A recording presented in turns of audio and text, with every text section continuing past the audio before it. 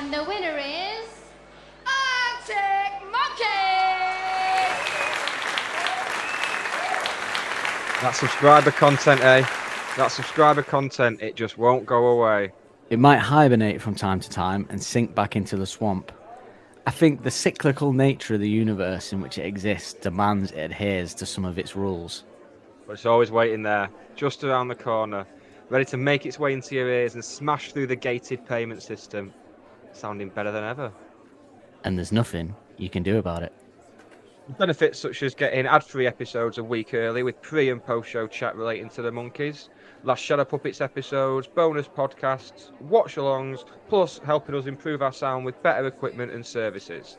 Yeah, this podcast seems like it's fading away sometimes, but with subscribers, it will never die. Thank you very much for listening. We do truly appreciate it. Don't take that the wrong way. Yeah, we'll invoice you for the subscription if we need to. We're Arctic Monkeys. This is Don't Believe the Hype. That rock and roll, eh? Ladies! That sound means it's the end of the round. Time for the bonus question. Cheers, dude. That man just yawned. What do we call it, though? Don't Believe the Hype. Hello and welcome to Don't Believe the Hype, the podcast that's smashing its way through the back catalogue of the band of a generation, Arctic Monkeys. Yes, we're with you every single week, giving you the stories behind some classic tracks, and now we're well into the final straight of Favourite Worst Nightmare. So, tantalisingly close to the end of the album, and we've got all the B-sides to go at. With me, Nick Lee, and twizzling around an umbrella, but he won't sing a tune. It's not that kind of podcast, really, despite how much we've tried. It's Dan Holt. Hello, Dan. Hello, how you doing? Yeah, wonderful, mate. Can't smile wide enough. Not that one again.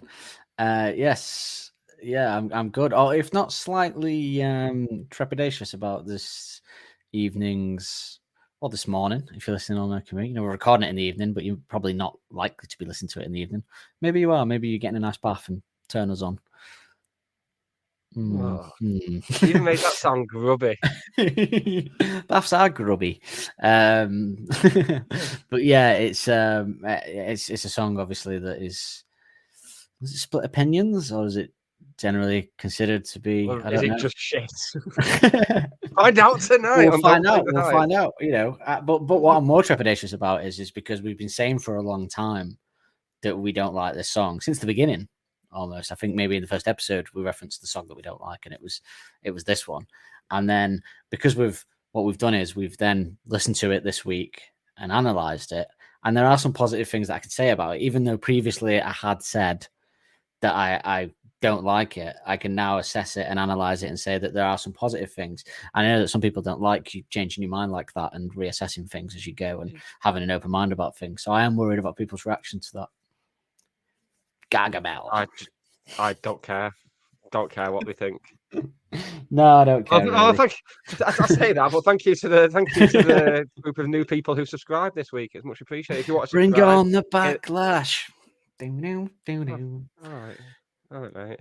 Yeah, put a clip in there now for that, aren't you? Yes, if you do want to subscribe, then check out the link in the episode description along with all our other links and our email address. But don't go sign us up to stuff.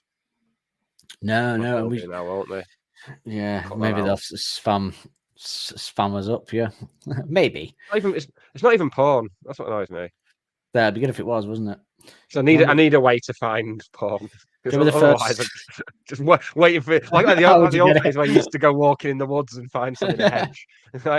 I'm just got my email account open, waiting for something to get sent to me. Would you? No. Yeah.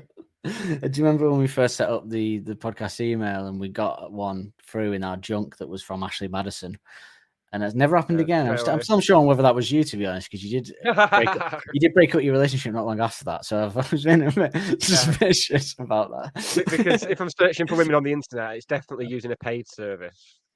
That's true. Yeah, I'll definitely be using something I have to sign up for rather than going for the free ones first. Yeah, true. And one who had a famous hack that means that you'd easily be sussed out as well, perhaps by just searching. I'll be honest. My knowledge of Ashley Madison came from the hack. That put me right off, and I won't lie. I knew about it. Not in that way. I just knew about when it. they contacted you to say your details have been compromised. When my ex searched my email address and it popped up, I fucking knew about it then.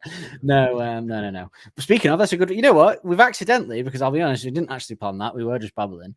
But considering we're talking about Ashley Madison and people cheating in marriages, it's a good way to say that the track that we're talking about us not liking this week is in fact The Bad Thing, isn't it? Which not to spoil what we think the lyrics are about, but yeah, perhaps we accidentally segued there. But should we have a listen? Do you think? Yeah, a listen? you should have a listen to the whole track because it's so mercifully short that we can just. Is it really play that the short that whole we can play it? thing. Okay, go on then. It's like Why not? I'll 2 minutes refresh 20. myself. I haven't listened to it more than I need. You'll tell us in the information action ratio afterwards how long it is. I'm not. Won't you? Do you not normally tell us how long the song is? You do. Don't you? I do it after this in the information action ratio. Yes, I don't. Hey, that's what I just said. That's literally what. Oh, you want me to actually say it? Yeah, I do. Yeah, but no, not now. Oh my God! I will tell them. Yeah, but I'm not keeping the train going. I'm not going to reveal it now just because you brought it up.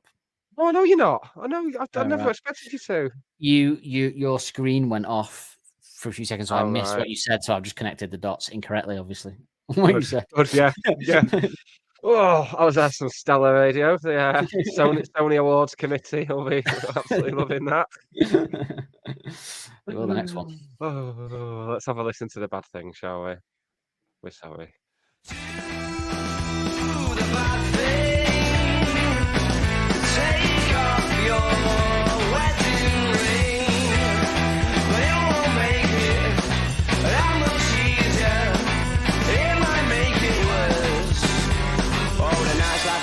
Somebody's girlfriend's talking to me, but it's alright, she's saying that he's not gonna slap me or try to attack me. He's not the jealous type, and I only need to get half an excuse and I'm away.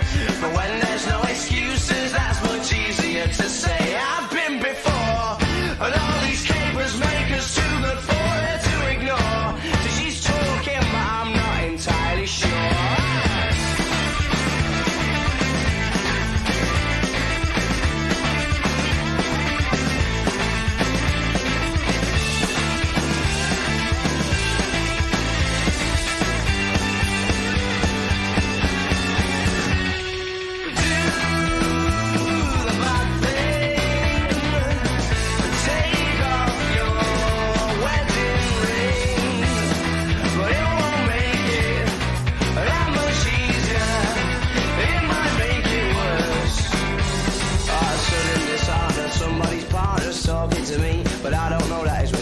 She murmurs things to confirm that the tragedy is true. And I knew how could she not? She could have anyone she wants. And I'm struggling to think of an immediate response. Like I don't mind, be a big mistake for you to wait and have me waste your time. Really love is fine. Said really love is fine.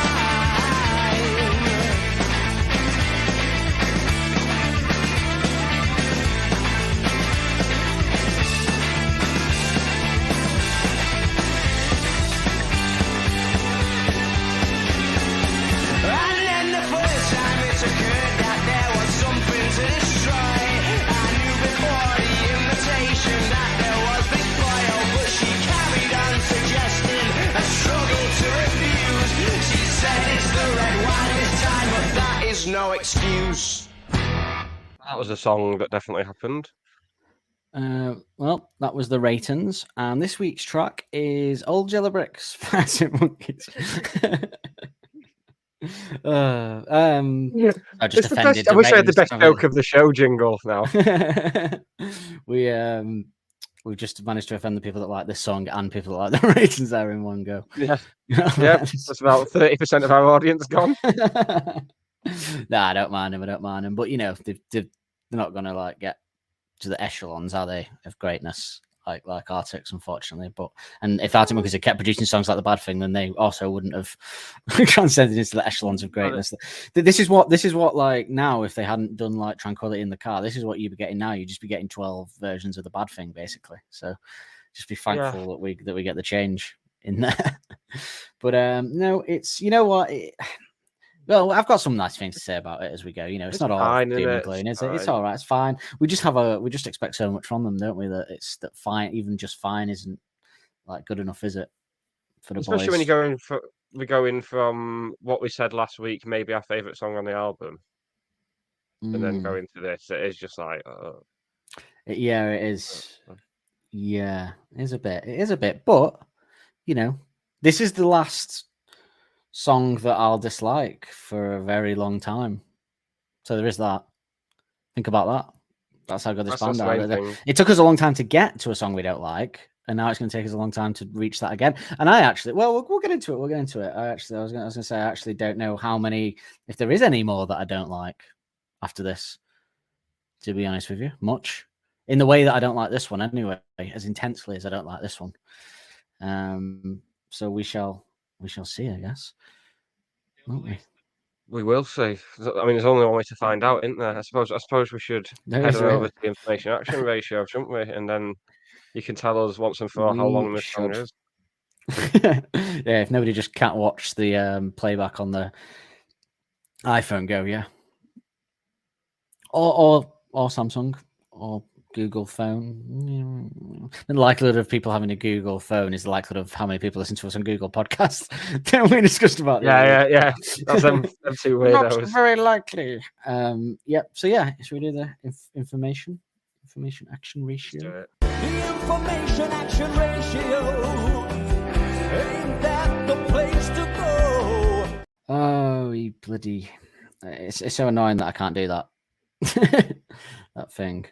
The Bad Thing is the 10th track on the album and is 2 minutes and 45 seconds long.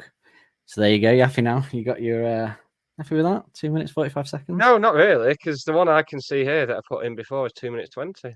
But 5 seconds extra of it on Spotify. if you're interested, go check it out. See what those last 5 seconds are. I'm going to check the official Might track just- listing now. As It well. might just be on Spotify a few extra seconds or something like that. On the 2:23 according to Wikipedia. there you go. It's all different, isn't it? But It's Spotify. I all- use Spotify it's all because relative. I use Spotify because for that on the streams rather than all the others is because this podcast specifically is linked to Spotify with the way that we record it and stuff. So Yep. I throw them a We're bone. earning our Throw 'em a pennies bone. there. Yep. So sellouts. But it's 2 minutes and 25 seconds long, or 23 seconds long, or 20 seconds long, depending where you get it. I don't know how long it is on Apple. Maybe someone can tell us. It has 5 minutes 36 on Apple. gets listened so good they listen to it twice. It You get is an extra argument in there of them saying it's not going on the track listing, Alex. We'll agree to never play it live if you put it on the album. Compromise. It is 111 beats per minute and is in the key of D major. Wrong key though. Other key tracks in D major are probably one of the only examples of a happy, successful marriage surviving in the music industry. It's Proud Mary by Ike and Tina Turner. What? Do you know something I don't? Why are you laughing? What's he hiding under that hat? Is it a big, scaly reptilian lizard head? Someone call David Icke. Yes, it's Jamiroquai with Blow Your Mind. And it's the world's #1 Steps tribute band, the Bee Gees, with Tragedy.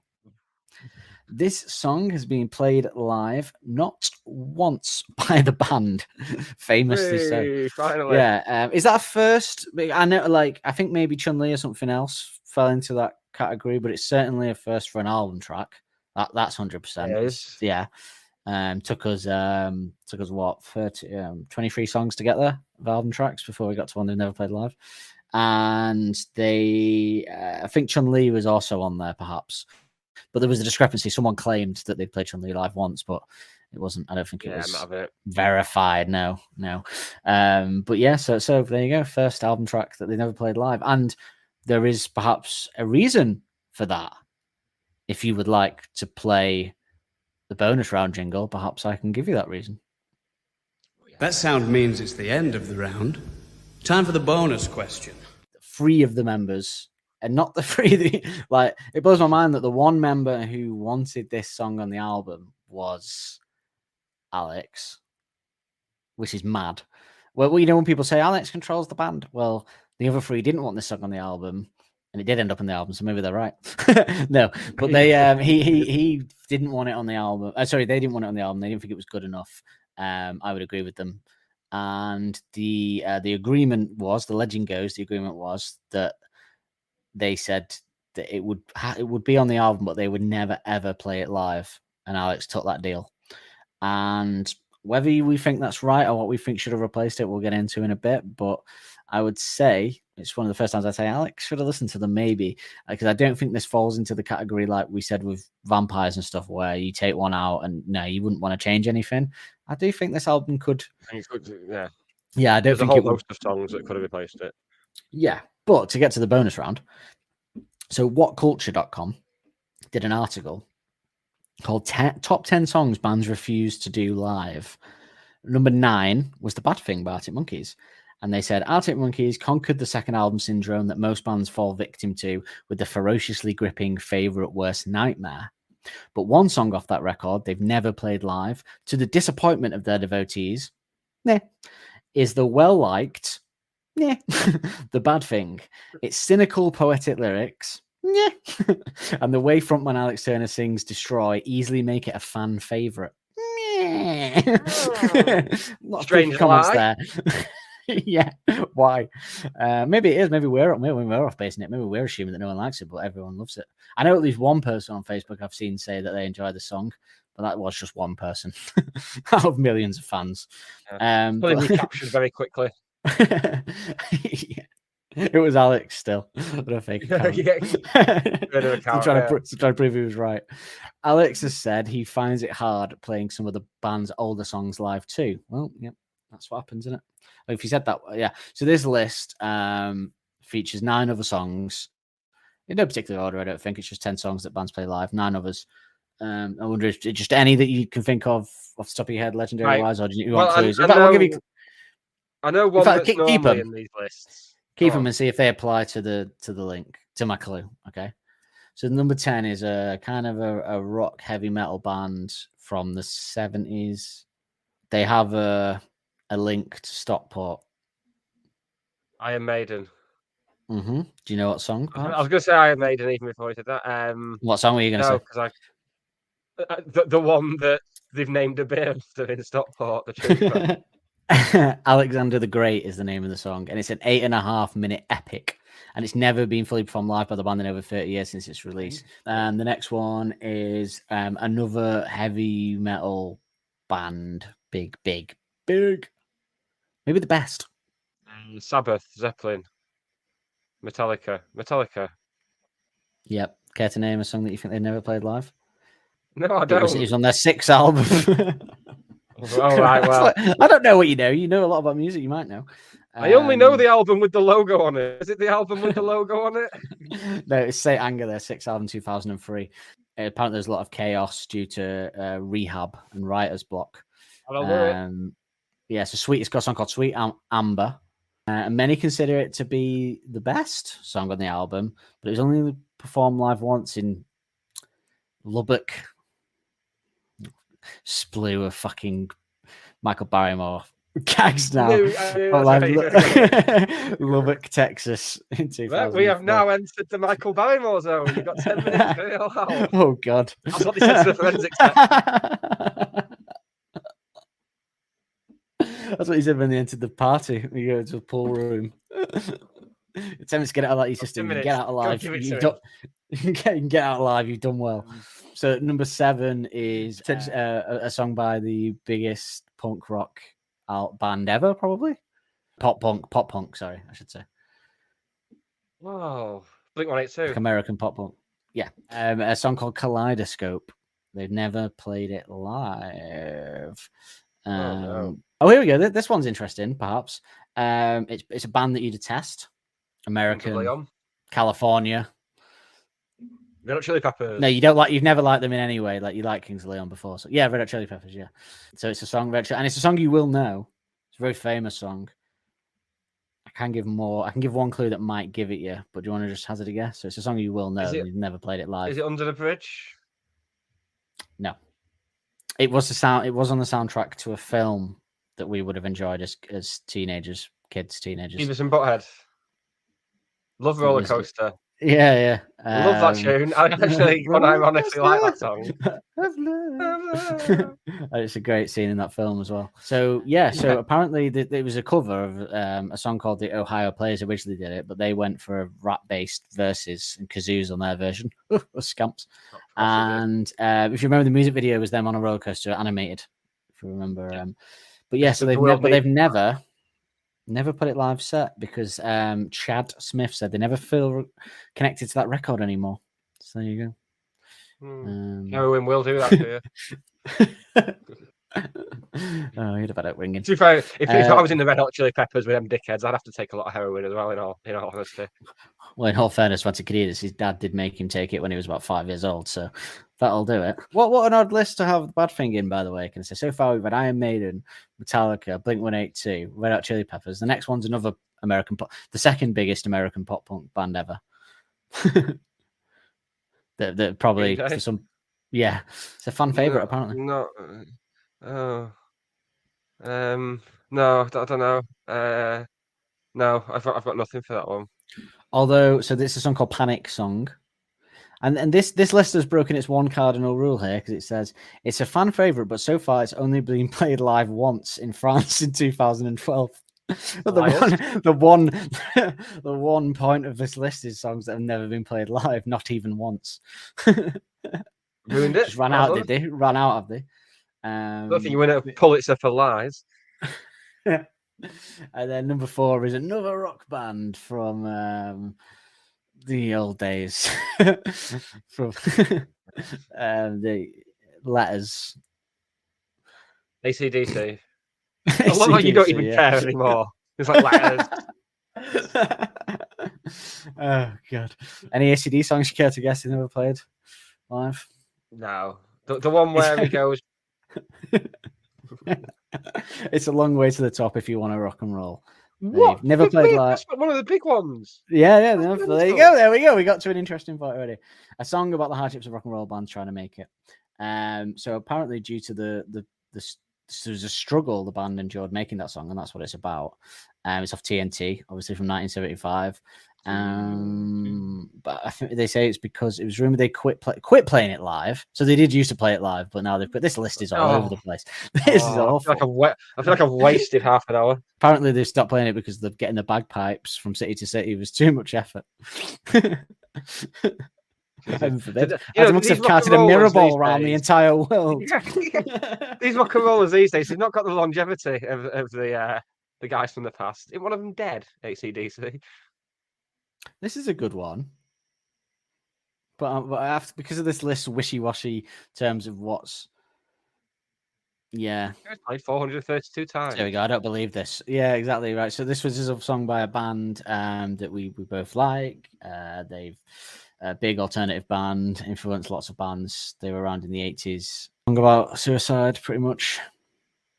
Smiths. Hmm? Smiths. Nah. R.E.M. Oh, then. R.E.M. Oh, right. Okay. Yeah. Everybody hears about. It's kind of about suicide, isn't it? Don't Might as well do it, essentially. But ironically, I bet a lot of people have killed themselves with that song playing. Don't do it. That's the problem with it. Nike advertising slogans. It's the problem with the anti-suicide song is it's usually the best song to listen to before you kill yourself. It's the true irony of every anti-suicide song. Yeah, a lot of people kill themselves to "Beautiful" by Christina Aguilera. A lot of people kill themselves to "Adam's Song" by Blink-182. It's all a very famous R.E.M. song, "Shiny Happy People." They say here it's never been played live, but then they also say, due to the band's dislike of the song, they omitted it from their greatest hits album. They refused to play it live. The band managed to grit their teeth through just 2 performances of the song in 1991 before ditching it forever. So they have played it twice, but I guess in a band as big as R.E.M., playing it twice is basically never playing it. Okay, so this is another one. Number 2 is a rap rock group. IPs. No, a good rap rock group. Oh, right. The original rap rock band. Any RD? No, Beastie Boys. Oh, of course. Yeah. I was getting the only relevant one. I would have got there. They've Fight for Your Right. They hate it, and they've barely ever played it live. Last one's Paramore, Misery Business. Ironically, that would have been the one Paramore song I could name as well. Should we do some reviews of the song?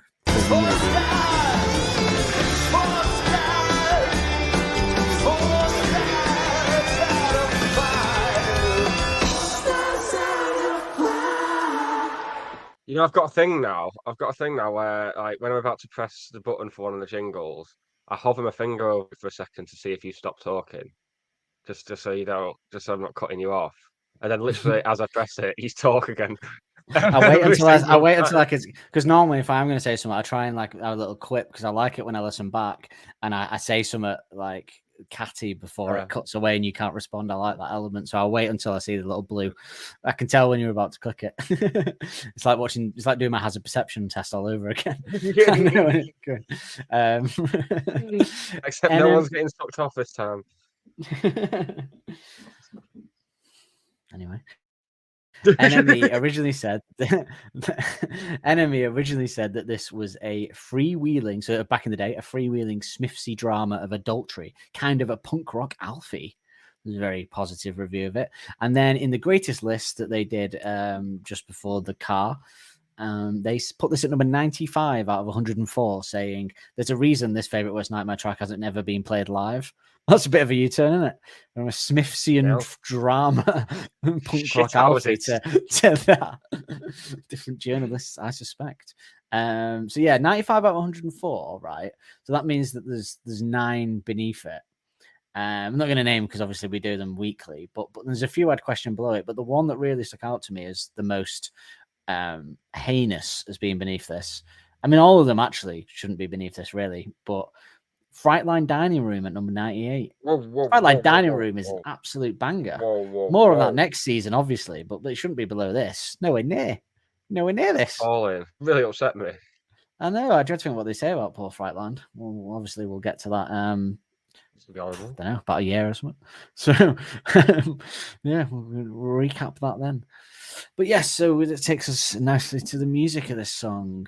So we don't really like this one much, do we? I think that's become quite apparent over the time. It's fine. It is what it is. I've learned to live with it. It's not like I detest it or anything. Like we could be intrigued by the streaming figures of this one. Well, people just go nah.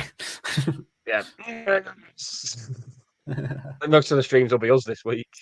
I'll try and make the trailer funny of us just slagging it off so that people at least think there's going to be some comedy value out of listening to it. If there ever is. Do you reckon there's anyone for whom this is their favourite Arctic Monkeys song? There must be. I thought you were going to say podcast at the end of that sentence then. I should bloody hope so. Let's get another series in before we start making grand claims like that. We've been told it's not that even my favourite. We've been told that. Excuse me.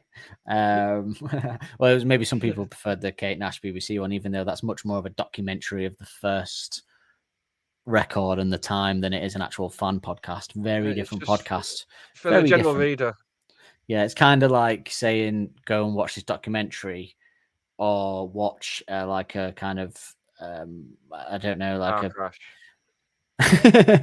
you go watch the documentary or go watch this dramatic reconstruction. I don't know. It's just different genres, isn't it, that provide different things. The Kate Nash thing is providing a documentary of that area with the access that the BBC has to interviews and stuff like that, and interviewing celebrities. And ours is just a fan podcast where we discuss each track as fans. So not comparable, in my opinion. It's like being at the end of a night out, but comparable to some. It's like being in the kebab shop at the end of the night and someone comes up and says, "Oh, there's 2 porn stars like having sex outside." Or you can go around the back and watch 2 drunks fighting over the last bag of chips. You go in for the drunks and then shagging. You got that. But you can only watch one. You can only watch one. You can't mix the 2. Very different podcasts. No point in comparing us. And I enjoyed the BBC one. I would never slug it off. No point in comparing us, Azrael. They're doing a Britpop one at the moment with Joe Wiley and Steve Lamacq. That's very good. The story of Britpop. Yes, I saw that today. Advertised now. And everything moves through. Yeah, it's really good. That's what I went to watch today. I ran out of podcasts to listen to because I split them. Sometimes I'll listen to that one tomorrow. So I needed a quick one to listen to today, and I ended up just watching Ange Postecoglou's press conference. So I could have listened to that. That was the one I had backup, but I completely forgot about it. Yes, I'm going to do that. I'm going to listen to that. But yeah, different podcasts for different needs, some might say. Papa Smurf. Yeah, so this song is there's I think it's very first album, isn't it? I think that's, but not even in like a good way. Do you know what I mean? I don't want that to sound like a compliment, because it's just how to say this song. Say a song whose first album, Arctic Monkeys, is pretty much a compliment, isn't it? So more like, I think overall it's like more simplistic, isn't it, in the style of playing, and from what we've seen on this album, especially with the last two, we've seen a progression in sound and a build up to something much more mature music wise, and then this one just feels like a few steps back, doesn't it? Drums are good, but again, good like on some of the lesser songs on the first album. So they're good, but they're like kind of, you know, if you probably good.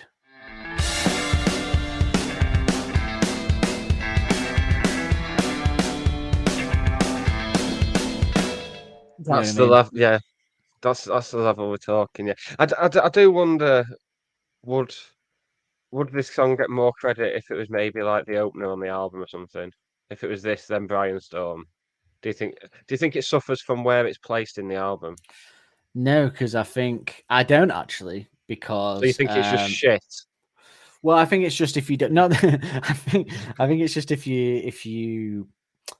It doesn't matter where it is. I don't think that affects. Do you think that affects? Wait, because I say that because there's a song I don't like on the car, and if it wasn't, it's the only one I skip. I really just don't even give the time of day to. And if it wasn't where it was, would I like it more? I don't think so. I don't think in terms of whether I like the song or not, but in terms of this being a good song, I don't know if it was second. I don't know. There could be something in that, I suppose. If Brian Storm ends and he goes, do the bad thing, and then went into Teddy Picker, you might forgive it more.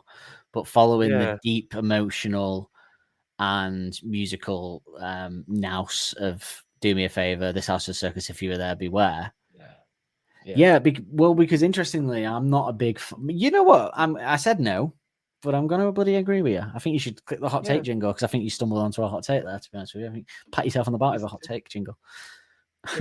That's good of you, thanks. Are you going to talk just as I'm pressing it again? No, I wouldn't do that. It's a red hot revelation off the tip of a toe. I didn't mean to do it then. No, you didn't. I just thought I'd throw you under the bus. It was your moment, so I didn't want to take away from it. But I would agree, because, do you know why? Because I'm not a big fan. I'm not a huge fan, controversially perhaps, of the next song. Same. I'm so. I mean, I don't not like it like I don't like this one. That I don't want to put it on the same tower as this one, but I'm just so on it. So Best of just hanging on for 505 and the B-sides now, aren't we? I'm very much looking for. I'm really looking forward to the B-sides so much, and obviously 505 is a classic. But yeah, just maybe if what do you think if it were like Brian Storm, Bad Thing, Teddy Picker, or even Bad Thing, Brian Storm? Oh no, you don't want to open the album with Bad Thing. You mad? You've gone mad. No, but if they did, I honestly don't think it'd be hated as much if they opened the album with it. Oh yeah, but no, because this was what you got to put in context is that this was the sophomore album and it had so much riding on it. So if they opened with the Bad Thing, everyone would have been like, "Oh God." And I don't know if it would have recovered. They'd be like, "Oh, the boys are still on form. It sounds like the first album." Yeah, but this is like my theory that if Star Treatment wasn't the opening song of Tranquility and 1 Point Perspective was, people would have been more had a perception of the perspective of the album.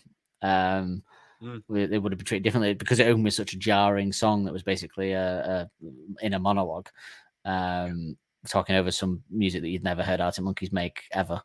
It was weird, but if they just opened with the 1 Point Perspective, I think maybe it would have been treated differently. So yeah, I think if the Bad Thing had opened it, it might have changed perceptions on the album altogether, if I'm being honest. But I do think there's credit in that if it goes Brian Storm, Bad Thing, Teddy Picker, D is for Dangerous, Balaclava, Old Yellow Bricks, Flash Adolescent, Only Ones Who Know, Do Me a Favor, This House is a Circus, If You Were There, Beware, 505, Get Out. That second half of the album would have been, emotional turmoil, wouldn't it?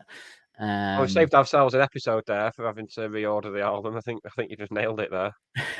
No. We might change by then, so we'll see. We order it in favorites, don't we? No, we order it in our favorite of how we like it. It's not what we think. That wouldn't still be my. It's my favorite. That wouldn't still be my favorite. I think that's a better. I do think even if it wasn't that order, I still think these two should have been before Flash Adolescent. And then maybe you would be more forgiving because the second half of the album would be absolutely. People would go, oh, it dips a bit at Balaclava, but then a lot of people like Old Yellow Bricks. So it's just that we are, and I don't. Oh, sorry, I don't. Sorry, just apologize to my keyboard. I don't dislike Old Yellow Bricks, and we'll talk about that next week. I just don't love it. I just don't care for it. Same, yeah. I never rarely ever put it on. If I listen to it, but this one, I've not got much. I've not got much that I could say nice about it. Apart from, I do think the drums are better than most you'd hear on these kinds of songs. Nothing special, but better than you would hear because of Helder's talent and skill than you would normally hear.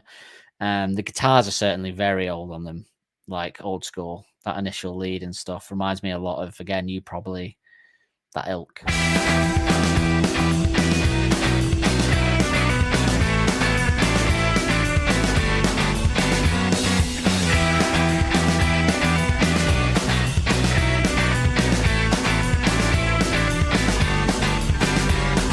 It also reminds me a lot of the second Libertines album, like musically, especially guitar wise, which would fit in with You Probably and stuff like. Which should probably fit in with that vibe of songs like You Probably, because I think they were very influenced by that type of stuff at the time. So that all fits together. Yeah, it just feels like it's a holdover, doesn't it? And then, like, I would love to know what point of the album writing process they wrote this. Was this written in like a transition period of whatever people say I Am's Favorite Worst Nightmare, perhaps? I don't know. But then when they changed to the strumming, it's very Still Take You Home, something again, but not even as good as that. I don't even think it's as good as a Still Take You Home. I don't think it belongs in that category. Jamie Cook Special, but again an old school one with that where the lead's just kind of copying doing that thing over. It's simplicity. It's, to be honest, the simplicity of the song might even fall into like first album B-sides territory, like Bigger Boys, 7, stuff like that. Yeah, quite easily. Yeah, it's the stuff they wrote when they were like when they were early teenagers or whatever. But I will say, I think the bass is good throughout. I will say that. I'll give Nick, and which is considering again, as we keep saying, this is Nick's first item with the band. It's impressive that he pulls the best part of the song is Nick, is his bass. And Helder's, like I say, is good in places. But the three things this song has going for it is the O'Malley Helder's combination that we've talked about, which at times is good.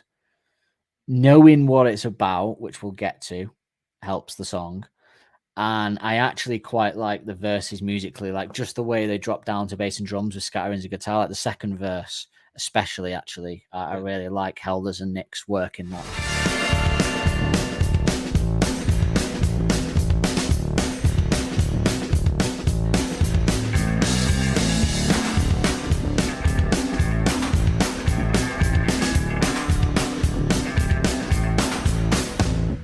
So I will give it that. I don't want to annoy anyone because I've been saying I don't like it, and now I've said something positive. Because if you assess things and change your mind about something, then people don't like that, really, do they? They say you want one opinion, even though you're actually offering different opinions to what you originally said there. So actually, what you don't want is one opinion. You have multiple opinions because you're open-minded. Doesn't make sense to say you want to have one opinion, does it?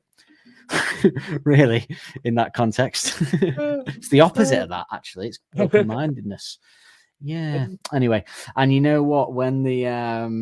When the strumming comes in that post-verse pre-chorus bit, I do actually quite like the lead guitar that Jamie's doing there.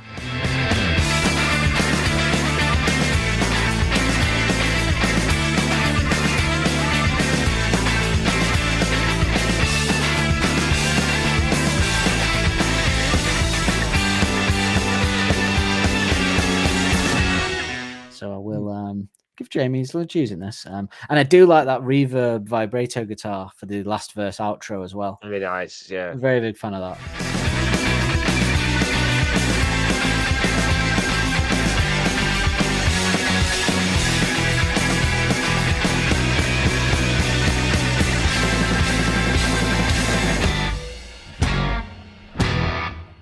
So there are some things in there. There are some bits of stuff to go at, Yeah. isn't there? Yeah, it's not completely basic. It just doesn't, and it doesn't, like you say, it doesn't help that we just covered two crackers in terms of. But ironically, these three have the lowest streams. So there's, I didn't say, I forgot to reference, but 48.5 million streams is the least streamed song on this album on Spotify. I would imagine that's universally where it sits on other platforms. That makes sense, but the fact that this house, and If You Were There Beware, is barely above it, really, in numbers, is a crime amongst men, in my opinion. Yes, it makes no is. sense. But people may disagree. One of the great injustices of our time. Very much so. Putting politics and stuff aside. But the band not. Well, no, I meant inclusive of them as well. Oh, inclusive of them as well. Fair enough. Of all political view, yeah, Fair. big words. Everyone's entitled to their opinions, definitely. Yeah, even if it's wrong. Even if it's right, I'm happy to take everyone's opinion as long as you don't twist me talking about that opinion and saying that I wasn't giving you an opinion, even though I was being quite fair at the beginning, but you didn't like that. So, yeah, just to clarify. Some stuff coming up tonight. Smurfette. She was hot, wasn't she? Smurfette. As Smurfs. It's the only female in the village, Smurf Village. She must have. The only female in the village. Yeah, but it'll probably get to a point where it's non-consensual, which brings a horrifying twist onto the Smurfs, doesn't it? And quite incestuous as well if she's the only female, and eventually there's going to be some incest strain in there, isn't there? Really? All related. That's what people don't really think about Adam and Eve, do they? No. No one else was around, No. so Yeah. if you believe that. That's even before you get onto the talking snake. Yeah, straight from the off, it didn't really. I know. Yeah. I mean, It wasn't adding up at the beginning. Yeah, the whole 7 days thing before that was, Let's not get onto religion. Christ, no. You want abuse then on Twitter. So here we go. We talked about the fact that Alex fought for this on the album. Do you think that's a case of, because I refuse to believe that musically he thought this belonged on the album. Do you think it's he just felt the album flowed well with it where it is? Which, by the way, when you said moving it would make people more like it, I actually do think the album flows quite well still, even where they are. It's just that I think you're right that they would be perceived better if because it is weird to have all these emotional songs and then have the 505 bang at the end like that, but with these two in the middle. But do you think it's because he thought the album flowed better, or do you think he just had a personal attachment to the lyrics? What do you think? Yeah, or did he really want to get the story out there? Do you think it's a case of like like when the artist can't see, like how you need an editor for a book or novel to say, you need to cut this out. You know what I mean? Maybe I think that's what it is. Getting lost in the sort of like. Do you reckon he's reassessed now and gone? Yeah, I'd love someone to ask him that in an interview without being rude. I'm just saying it's famously that you wanted the bad thing on the album. Do you now think, but putting in someone he respects saying it, like Zane Lowe or Jules or something saying it, not like some idiot that he's going to get annoyed about asking that kind of question, Some idiot who's hosting a festival in Indonesia. Yeah. Oh no, the Indonesian audience is our biggest market, Nick. I should look at the map more. But yeah, no. But so, do you think that's? I think that's probably what it is, rather than anything else. Just he had a particular fondness for the song, and he couldn't see the wood for the trees, perhaps. Most likely, but I also think if we were to ask him now, he wouldn't remember the song at all because it's not been played live at all. That staggers me how much I've seen Half Man Half Biscuit live a couple of times, and they've got about 600 songs, and they change the set list every single night, and that just blows my mind that they still know all the songs. So there must have been some that have fallen out of his head. If it's something that's not been played live and so on, I wonder if he's just forgotten that song exists. But I think he's referenced for listening back to records, hasn't he? And saying, like, I think he might have been this one and saying he wasn't happy with some of the lyrics on this one and stuff. It might have been this one, it might have been Humbug, one of them.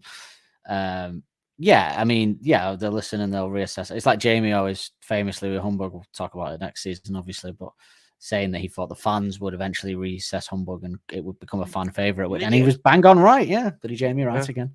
And he'd listen to Jamie now, he'd have a better song on this album. But he must have so. What confuses me is for someone who barely ever put a foot wrong, in our opinion, not everyone's opinion, obviously, that he would be so attacked. He would, because three of them are saying we don't want this song on the album, and he's saying I do, to the point where they had to come up with a compromise because he wasn't letting it go. Because if he just kind of thought he wanted it on there and they were all like, we definitely don't want it on there, then he probably would have caved.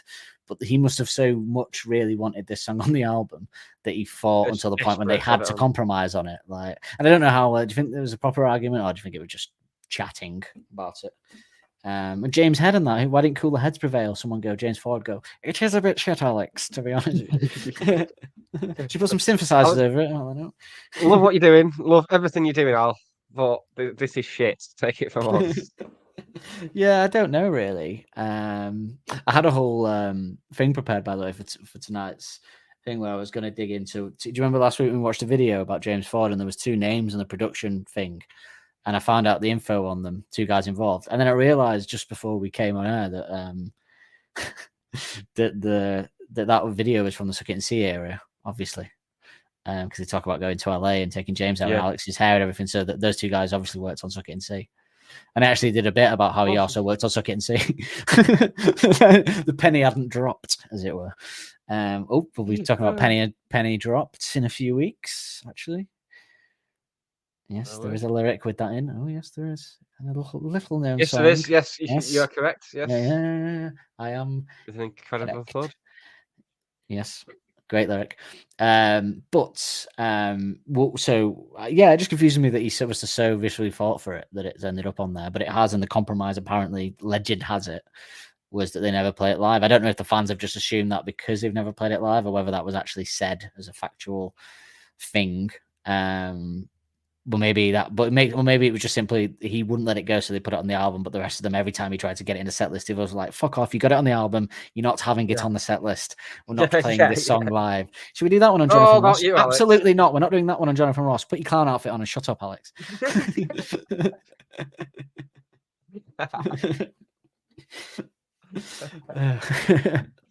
Oh god! To quote Jamie, "Are you on drugs?" But I'd forgot about that, by the way. When I was doing the Jamie birthday pod, available to subscribers now on Apple, Spotify, and Patreon at Arctic Podcast. Jamie, when he's doing the Sky News post Mercury interview, and he's saying about the me, myself, and Irene, but you got some woman asked them something. He keeps going, that's not a question though. That's not a question, no, that's someone's question. And then a woman asks him it, and he goes, "Are you on drugs?" No wonder the British press couldn't wait for them to stumble in some way to jump on them. They must have fucking thought. I'll tell you what, your first taste of any award ceremony where there's like free booze and famous people in a room, that's what I was like after the Northwest Football Awards last year. That's nothing on the scale of like the Mercury. I dread to think what I'd say, and also, I mean, especially back then when I was like really drunk on booze and like be really drunk and stuff. I mean, stuff I said without that. And it's just, God, I can't even imagine. And also the worst shit, quite like I think someone asked again, how does it feel like to win? No, I think they asked them, why didn't you perform? And then they go, Muse didn't perform. That's fucking Muse. Why they don't perform? Jimmy's amazing in that interview. And then at the end, when they actually want to start talking about something serious, and he keeps interrupting, Alex goes, "Shut up, this is serious now." About the physical sales and the downloads or something. Well, that's the best era for any Arctic Monkeys number ever. My favorite bit in that is when the guy asks a question and Jamie goes, "That's a shit question," or whatever. And you see Alex turn to him and he goes, "Okay, I should be on Newsnight with questions like that." It's so funny. But anyway, back to this. So, what song? Okay, so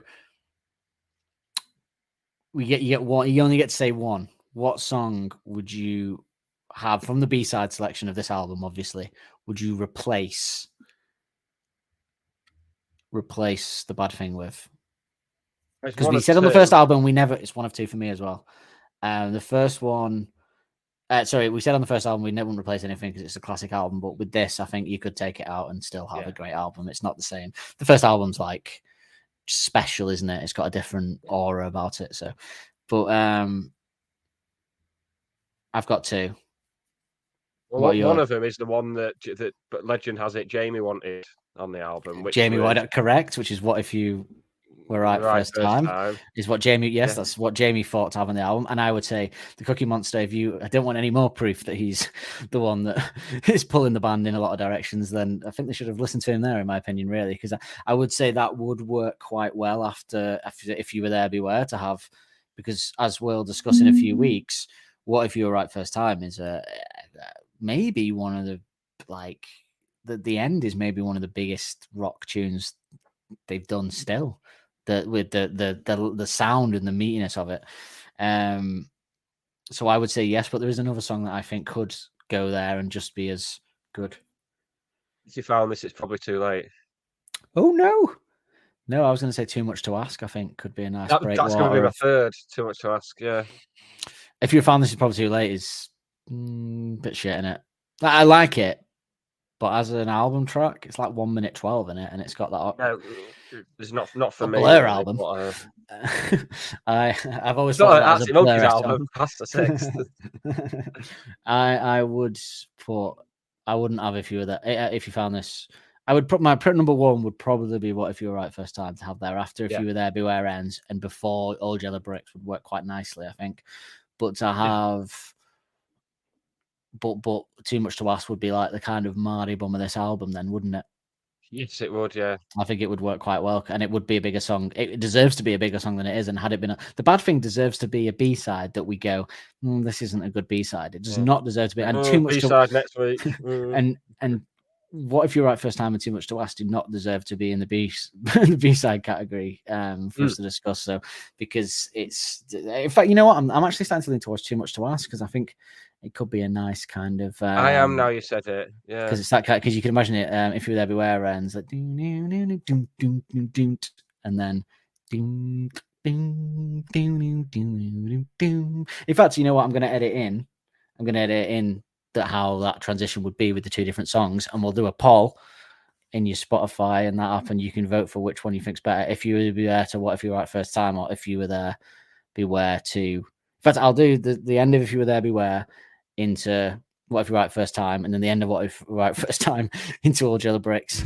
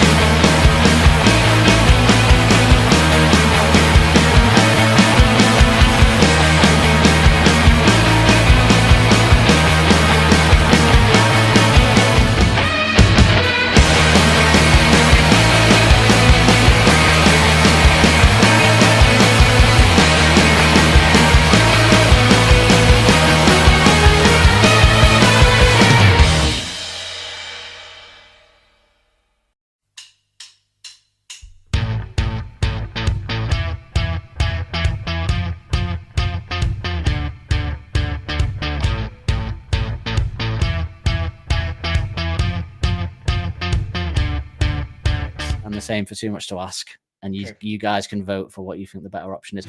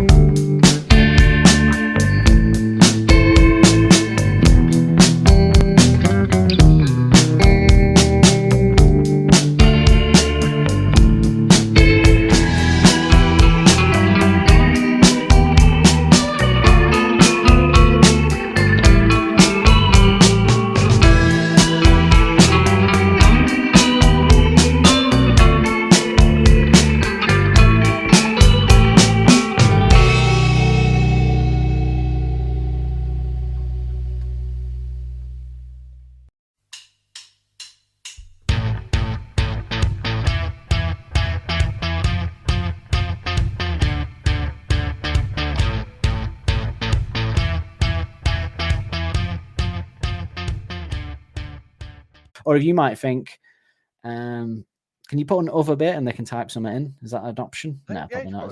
Can you? Because you put other and then, or you could just tweet out or something. So the bakery is the bakery. People might say Plastic Trumpet. I don't want Miles having 2 tracks on the album. He's already got 1 stake in there. That's bad ideas of his station, isn't it? Yeah. We'll go doing an album together if this carries on. But commented on as well on our subscriber content, of which we've had a little boom in the past few periods, haven't we? So yeah, get on that. But yeah, I would say one of those 2 definitely. And I've actually see what if you want to carry on the rock route, you do What If You're Out for a Time, and if you want to make a nice transition of tracks, you could go What If You're Right. You could like first album-esque. You got kind of rocky sounds, then Mardy Bum, and then you go back to like When the Sun Goes Down by going back to Old Yellow Bricks, and then going into 505, that kind of thing. So yeah, definitely. But definitely, this is one of the few times I'd say, Alex, you were wrong first time. What if you were wrong first time as well? I would say to Alex, because it's definitely one of the worst. But yeah, shall we move into the lyrics? In fact, before we get into it, because I'm going to let you mainly take the helm on this, because I know that you know the story quite well. I really like Alex's voice on this, though, is one thing I will say for it. That rap style of the first album, but actually better, a bit more refined, I'd say, in that kind of rap. Like properly rapping in the verses, I'd say. Like all out rapping. So yeah.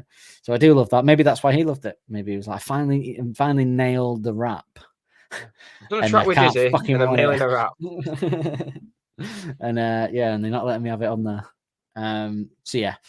So Nick, I assume you know a lot about the story behind this song. So there you go. I'm gonna let you run away with it. Yeah. Yes. So it's. I think we. Well, I said we definitely agree because we both read the same things at the time and since. So yeah, Kate Moss and Pete Doherty thought to be the focus. What? No, I'm joking. I do agree. Mental. Kate Moss, born 19. No, I'm not going to go into Kate Moss's history, but I did have a look at her little dating history when I was getting set up for this bit. So she was in a relationship with actor Johnny Depp between 94 and 98. Everyone's been in a relationship with Johnny Depp. Yeah, she was with the editor of Dazed and Confused magazine for a while. And then, she had a relationship with Libertines member Pete Doherty, first meeting him at her 31st birthday party in January 2005. On 11th of April 2007, Doherty announced Moss as his fiancée during one of his concerts, at which Moss also performed. In July 2007, Moss and Doherty split, with him having been thrown under the bus. And then she got married to Jamie Hintz from The Kills. So she's just going for progressively. And there was no Nick Lee in there. Rockers. No, thankfully. I don't want no chlamydia. I don't want she really ridiculously fancies herself. Leave those kids alone. Definitely not a line I wanted associated with the chlamydia thing. But yeah, she's got a thing of popping up. So she popped up on a Primal Scream song, like when the drugs had fully taken over their senses. They thought, yeah, we'll get Kate Moss on a song, and it's bad. And she also featured on a Baby Shambles song. So should we have a quick list, have a laugh at just how awful that woman is? Yes, please do. Yeah.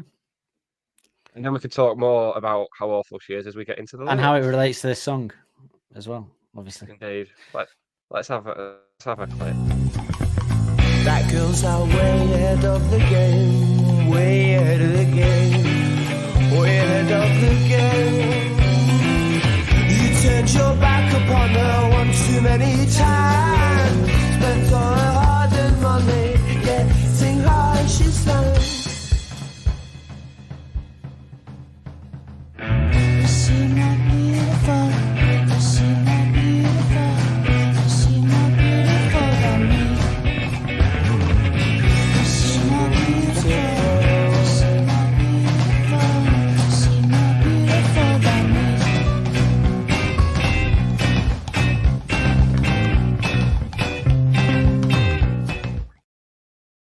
What a terrible woman. Just looking through her Wikipedia here. Just on that, I quite like the bad thing, despite what I said earlier. The bad thing, take me back. I'm sorry if that's what the alternatives are out there. Then it's quite a good song actually. In the end, I think this one. I will say this: when the drums dropped down, then it reminded me of the bit in the club in The Mask. He comes out. Cookabongo. It's just on the last little tidbit from Kate Moss's extensive personal life section on her Wikipedia. She has since been in a relationship with German aristocrat and photographer Count Nikolai von Bismarck. Now, if you're a German aristocrat, you could probably put any job next to it. Like in the same way Brooklyn Beckham's a photographer. It's like, no, he's just got enough money that he can just take photos all the time and not get paid for anything else, and it won't matter. That's Nikolai von Bismarck. He sounds like a character. He's got his own Wikipedia page. But his name's even longer. Count Nikolai Leopold Archibald von Bismarck Schonhausen. Right. Yeah, but yeah, he's a. I was going to say, people mock our royal family, but then they are the German royal family.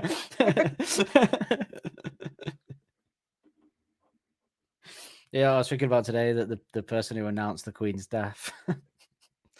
So we're never going to see that footage now.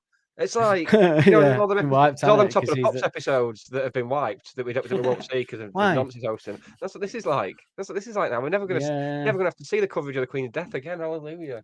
Yeah, thanks to you for doing nothing. What's going to be number one in the top 100 British death lists when they make a return?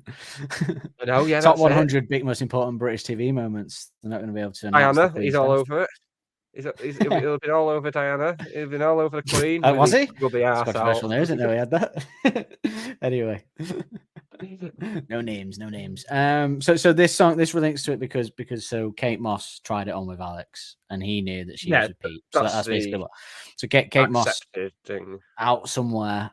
Do we know any specifics? Probably not. Was out. Can we just focus quickly on the line? He's not going to slap me or try to attack me. Given some of his convictions, I'd say he probably is. A liar, Kate. Yeah, so well, we should say, because not everyone might know who they are. So I assume people know who Pete Doherty is, who like the Arctic Monkeys from internationally. I don't want them listening. Internationally, cut them some slack. They might know. And then Kate Moss was a model. She kind of modelled for Burberry at the time. I think she kind of was the face of Burberry. Her and Naomi Campbell were the two big models in the 90s, I think, weren't they? They were both British. Early 2000s as well, really. Early 2000s into, It was only after the Pete thing that she kind of retired, really. Yeah, and she was with Pete Doherty in a tumultuous relationship for a while. And Alex was out one night at some celebrity haunt, and she tried it on with Alex, and Pete wasn't there. And this song is about him deferring her. Yeah. Deferring her? Is that the right word? Deferring her. Rebuffing her. Rebuffing, yeah. Or rebuffing her. Yeah. Rejecting, yeah. Yeah. I was trying to go with the fancy words. You call me a regular upstart crow. One for the pre-show listeners there. Oh, very as well for subscribers, people who might want to subscribe. We had a very interesting pre-show chat today about what is classified as rock, as a rock album, and also why one is more commercial than the other out of Foo Fighters and Queens of the Stone Age. So yeah, it was a very interesting pre-show chat. You just went very Partridge for a second there. It's like just been talking quite frequently. Swather about death. I do. You know what I do like about this song? I do like because the bad thing is referring to the act of deciding to cheat on your partner. I do really like that being referred to as the bad thing. Yeah. In there as well. Are we going to reference Peep Show or? I was going to grab that clip, but none of them work in an audio medium. No. Well, for Peep Show fans, we find the bad thing funny, and you'll know why. And that's all we need to say, really, isn't it? And if you don't know, Google the Peep Show, the bad thing, and watch that episode. You should just watch all Peep Show. Actually, it's cracking. Probably one of the best British. You'd never see it on a list as one of the best British sitcoms ever of a classic list, but it should be, in my opinion. Absolutely. If you like, in fact, if you're a listener and you don't even know what we're talking about, but you like Succession, and you like Veep, you're international, things like that, then you'll love Peep Show because it's made by the same writer, essentially, for the most part. But yeah, I think we'll even allow you to pause this and go and watch Peep Show and then come back. That's how strong. watch all 10 series and then come back. Watch all 9. That'd be silly. Oh, sorry, 9. Yeah, sorry, don't want to be outrageous. So yeah, I do like that as a line, as it being referred to as the bad thing, and the take off your wedding ring and all. It's catchy, that kind of thing, I guess. But yeah, I think the all these capers make us too good for her to ignore is a good line. I give him that. It is. I give him that. Yeah, a regular line. Yeah, we're just sort of throwing crumbs his way now. Lines in it. Yeah, there's good little lines in it. Don't get me wrong. Well, because he can't really write that bad, can he? Even when it's bad, he's still got good lines in him, hasn't he? Even when everything else doesn't work around him. Like even like we compared it to like If You Probably or something like that. That's still got some really good like Frank Spencer line, classic. But if not the sitcom. But I think the whole second verse is actually quite funny and well written. Actually, I actually like all of it upon re-listen, because again, I am allowed to re-listen and reassess. That is my want, because that's how open-mindedness works. All right. That's how it works, really. Grandpa Smith. I think a sudden dishearten somebody's partner. Shout to that as a rhyme, by the way. A sudden disheartened somebody's partner. That is a rhyme and a half, that, isn't it? Isn't it? One of his classic, yeah. Talking to me, but I don't know. I love the way he sings this, but I've got to try and say it without rapping because it'll be dreadful. Talking to me, but I don't know what she isn't. She talking to me, but I don't know that is what she isn't. She murmurs things to confirm that the tragedy is true. That is a complicated line to write and say. So. Shout out to Want Some Response as a rhyme as well, actually. There. Do you think certain people think that we're grasping at straws trying to say nice things about this song just because we feel we have to say nice things about the band on these podcasts? Because that isn't the case. Because I know people have thought that before, but we don't. We actually quite like this. We really don't like this song. We should say that, and I'll get into that in a minute. But there's certain lines that are good, and I can appreciate certain rhymes. And like I say, Helders and Nick pull it together really. But yeah, like I really like some great rhymes. Really love its that really love its fine is another frankly my dear I don't river dance moment, isn't it? That is another one of those. He's had 3 of those moments, hasn't he, so far on this album? We've done that, yeah. But yeah, she said it's the red wine this time, but that is no excuse. Correct, Alex. Correct. I saw on my research for this a lot of people saying that is a great line. A lot of people like that line, and I would say that it is a very. I think it's one of those.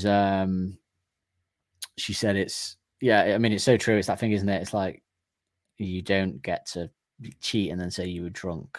No, it's not an excuse, is it? You should be able to be drunk and say, no, actually, I don't want to do that. Well, it's like those. It's like those people who like get drunk and go on like a big racist rant on Twitter, and they'll do an apology the next day. They'll do an apology the next day and be like, "Oh, I'm really sorry, I was just drunk." It's like, yeah, but that's in your head. For it to come out when you're drunk, then that gene is in there. Yeah. It's like some people do drugs and get aggressive, and people go, the drugs, and I go, well, I've done the same drugs and I don't get aggressive because I've not got that in me already. So, when people get angry, you smoke weed, and it's like, you don't get angry when you smoke weed. What? There's something going on with you. You should not be getting angry when you smoke weed. You should be barely able to move and do nothing but giggle profusely. You don't see stone people having fights at the football, do you? You don't see stone people throwing chairs around a variety of European cities. That if you're doing like MDMA or something and you're having fights, then there's something wrong in your head, because you should be absolutely euphorically loving everybody and everything at that moment, not having any hate. So it's on you. It's not the drug. It's on you. Great line. I like that one. Again, first album vibes from this song in the lyrics as well. It's very like, not even as good as the first album again, though, to be fair, but still a choice. Few cleverly written and witty lines in these, which is that first album thing again. No metaphors, really. No mucking about it. It's just telling a story, and it's witty and it's observational. Reminds me of Red Light a bit as well, actually. And it's kind of the way he's doing it as well, his performance. It's the most red lighty of the It is funny that he was the Oh. one that wanted it though, because he's the one that's then been kind of wanting change and pushing things, hasn't he? As it's gone, so it's funny that he's the one that wanted one that harps back to the past Yeah. more. That is strange, but I guess maybe the desert changed them, man. As we're getting there. Changes all of us, man. And I went to the desert, and now I read Far Out magazine, man. Oh, we didn't consider the Nettles as one of the songs to replace it. Imagine that. Too short, I think. Too short. You said if you were probably right first time, it's about 1 minute 12. No, only because that's the one a lot of people say should be on there. That was too much to ask. Was my other choice. In my opinion, that's an awful take to I thought it was an awful take. Yeah, that's why I was throwing it out there before. You also, you like myself and some of our fans actually, listeners of the Ricky Gervais XFM shows. How much of a regret is it that Arctic Monkeys came out after they finished doing it? Because Carl Pilkington's song with a story would have run and run. He'd have loved a bit of this, wouldn't he? Yeah, but he would have interpreted it wrong, like he does with She Looks Wonderful Tonight. About a disabled husband. Walking around with me. Yeah, she's pushing him around in his wheelchair. He's taken one line. That's what he takes one line from the song and then extrapolates the whole story about it. But yeah, he would have said that this song's about a recovering alcoholic because of the last line, wouldn't he? In that vein, she said no to the red wine this time. Turns out she's learned a lesson. So yeah, it is what it is. This song, isn't it? I'll tell you what. Play the hot take jingle. I'm gonna officially. It's not really a hot take, but go on. No, it is now. She flicks a red hot revelation off the tip of her toe. You want a hot take? Well, you're in one. You want a relegation battle? Well, you're in one. No, I am going to officially put this as my least favorite Arctic Monkeys song. Having thought about it this week, because I know most people might go towards 2013, but as I've said before, I get a little bit of fun out of that because I do really like the music of 2013. I think it's catchy and fun, and I like his stupidness with it and the lyrics. And he knows, doesn't he? He's not put that out and gone, this is a serious song about. He knows it's shit, the lyrics, and cheesy about tech, like shiny little apple and that. It's just a bit of being a bit coy, isn't he? But like they didn't spend as precision engineered AM as they did, to the point where they mastered every minute perfect and then just put 2013 out as a serious song. So yeah, I'd say they like. I reckon what happened with that one is they like the music that they put. I reckon they had a little riff with 2013 that they wrote, and they had a little jam, and they liked it, but they thought, well, it's not really got enough to it to make it into a decent song. So Alex just wrote some joke lyrics to it, and we'll put it out as a B-side, that kind of thing. I don't think he sat and wrote those lyrics on an acoustic and they said, I've got a song, guys, and they wrote it. And it's still better than this. It's still better than this, yeah. Yeah. But I think this is my least favorite one officially, and I don't foresee anything unless there's one horrendous one I forgot about. Because what would other people say is the least? In fact, should we have a brief look at the NME ones of what are under this? Because I've got it already up. I'm going to do as any. Something's going to upset me in there, though, isn't it? Well, Fightline Dining Room's already upset me, so we've already reached that. So they're saying the least favorite. They're saying that 2013 is the worst song, which I get for some people, but I still not for me personally. They put IDST as number 103. I absolutely love that song. I love that song. I think it's so, and I love the premise of if the story still true as well coming up like on there. But do you ever write that on the back of a school bus or anything? IDST. Yeah. My multitude of love letters right into my adoring. What's that on series 4? Well, and the police still have those letters. May you remember that? Yeah, I want them back. I've got them locked up for a rainy day.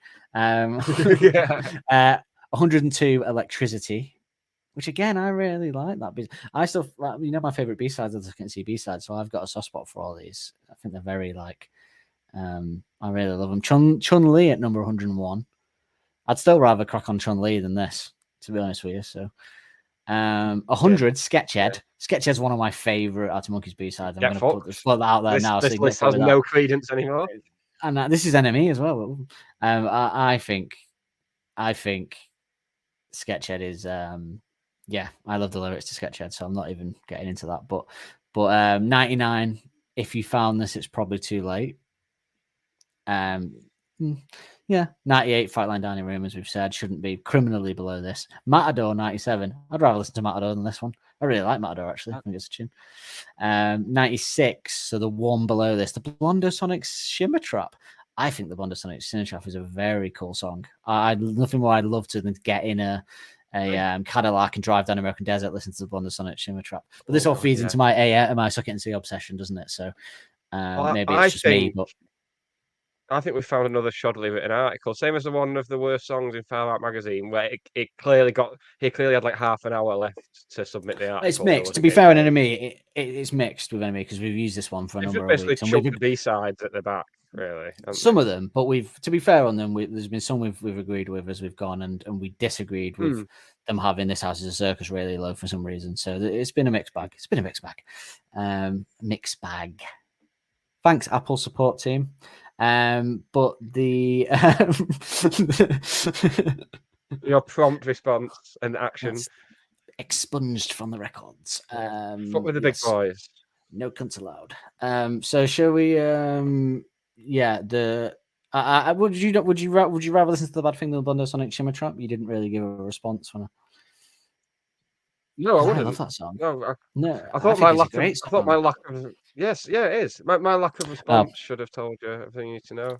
Your face read like I thought you did this. I thought you went, like you kind of half agreed, like you're not going to fight it. You know what I mean? No, I wasn't fighting Enemy's awful ordering of the worst songs. I see. Right. That's what the face was for, I think all the songs they've put there, I'd rather crack on 2013, IDST, Electricity, Chun-Li, Sketched. If you found this is probably too late, Frightline Dining Room, Matador, Blondosonic Shimmer Trap over this any day. Any of those I'd rather crack on, to be honest. But I don't begrudge them putting 2013 at the end. I own it. And yeah, so that's that really. And the one song they've put above this is The Frame 2R, which, so what you got. Yeah, it's that So soon. one above it. So, yeah. That potentially could have worked, but again, don't think it would have really. But I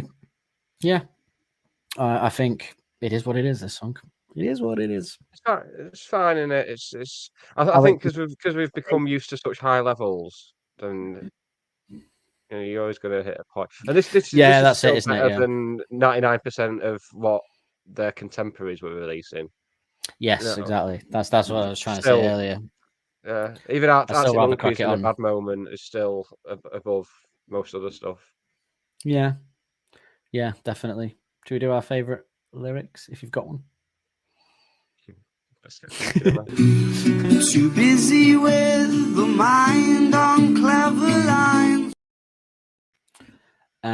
Mine is She Said It's the Red Wine this time, but that is no excuse. Just because I really like that, as like it as the end as well. Not because I'm not being facetious. Because it's the end of the song. I like it. I just mean I like that. But I just like that. Maybe psychologically, but I just really like that line. I think, yeah. What's your favourite musical moment, Dan? Oh, it's that final chord.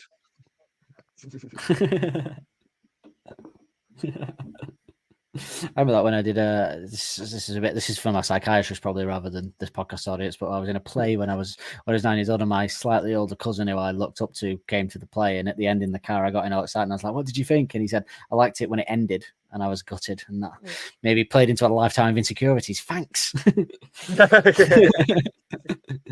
should be sponsored by BetterHelp. Why aren't we sponsored by BetterHelp? Surely that would be by anyone, Dan.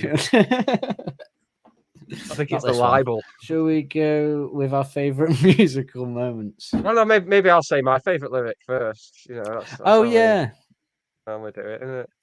This is how we do it, baby. Yes, it is. I like a sudden disheartness. Somebody's partner's talking to me, but I don't know that is what she isn't. She murmurs things to confirm that the tragedy is. I nearly. You managed it. You managed it better than I did. Better than Alex did, because he never did it live. Bless him. Favorite musical moment. You were wrong. You were wrong. Bad sound in your ear that make you get up and down. Favorite musical moment? This one? like the bass. I've Slim had to go for the pickings. bass. As much Yeah, as there's some yeah. monster specials in there, I've gone for the bass. Yeah, I'm gonna go for Nick and Matt's combination actually in this. The combination that we've gone on about in this album a lot is another high point of this song. So it salvages it a little bit. So there are some, because if it weren't for Nick and Matt and it weren't for some slightly good lines by Alex and a reverby moment by Jamie, this would really not have anything nice to say about this one. So Yeah, it's a good job that there was some moments in there at least. So I think we've been all right about it. I think we've managed to give some, because there are things I do like about it. It's not the worst song in the world. It's just the least Arctic Monkeys song I'm going to listen to.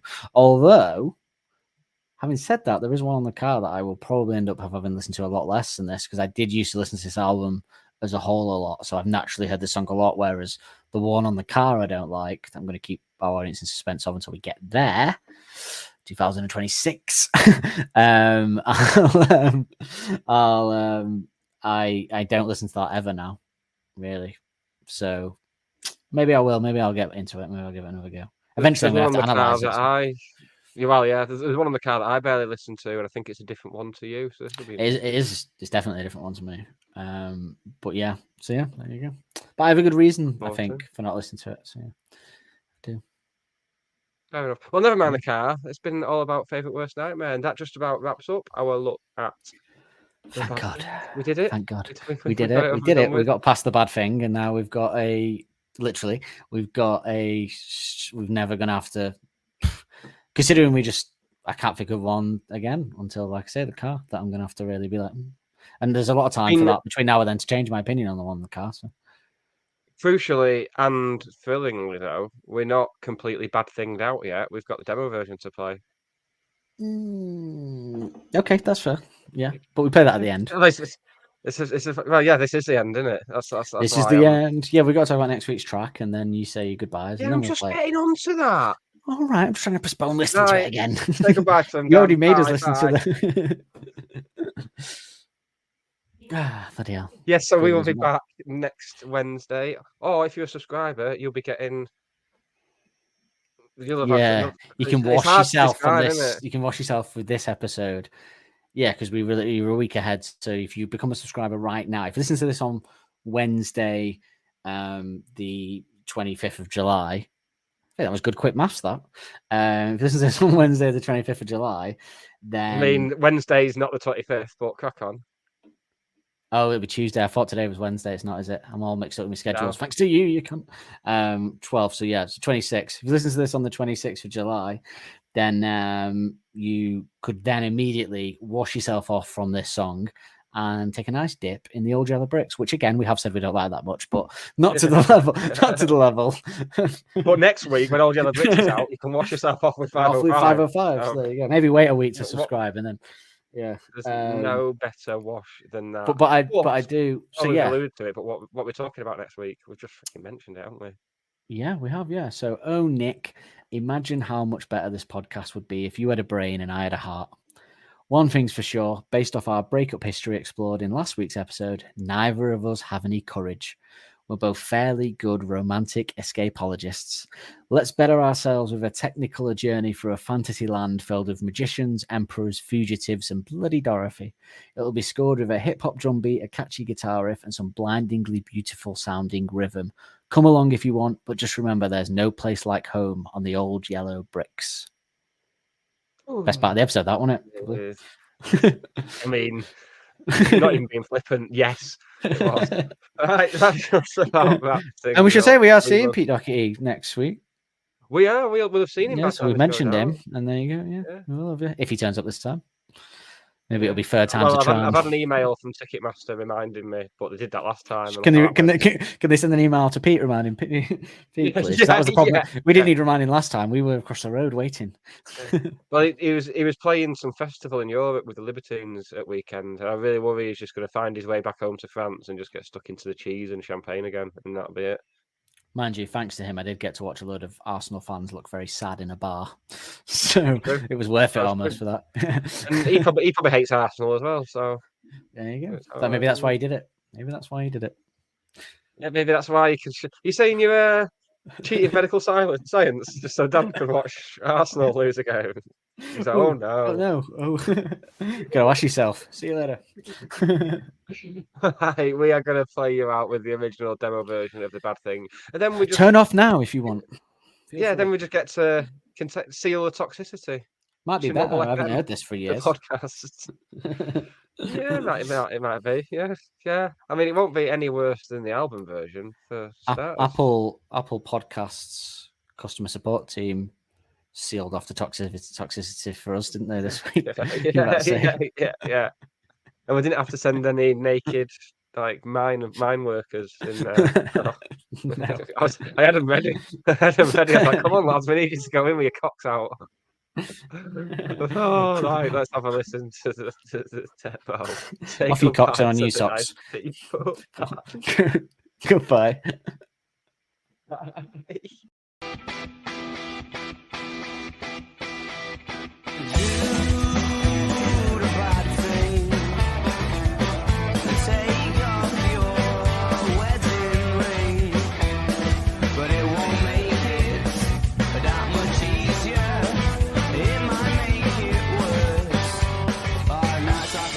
Somebody's girlfriend's talking to me, but it's alright, she's saying that he's not gonna slap me or try to attack me, he's not a jealous type, and I only need to get off an excuse and I'm away.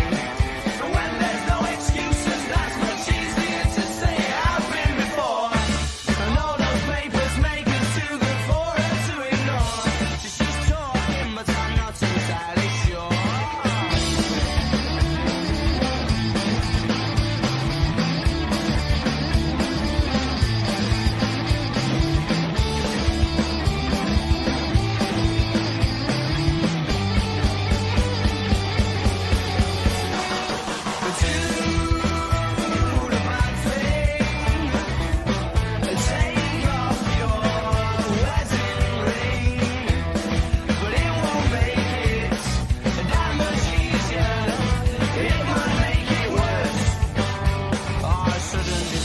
Somebody's partner's talking to me, but I don't know that is what she is, and she murmurs things to confirm that the tragedy is true. And I knew how could she not, she could have anyone she wants, and I'm struggling to think of an immediate response. Like I don't mind, be a big mistake for you to wait, and I've been waste your time. Really love is fine, to really love is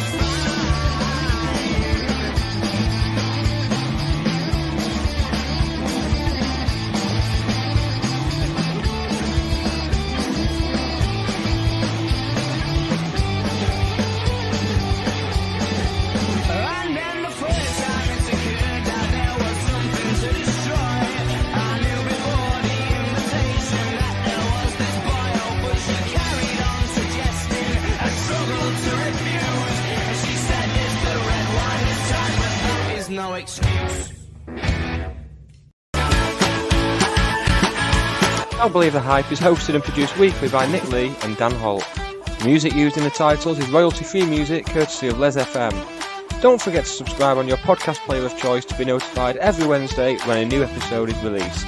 And if you want to help us out further, be sure to like and review to help make us more visible to like-minded souls. We will see you next week with more of the same.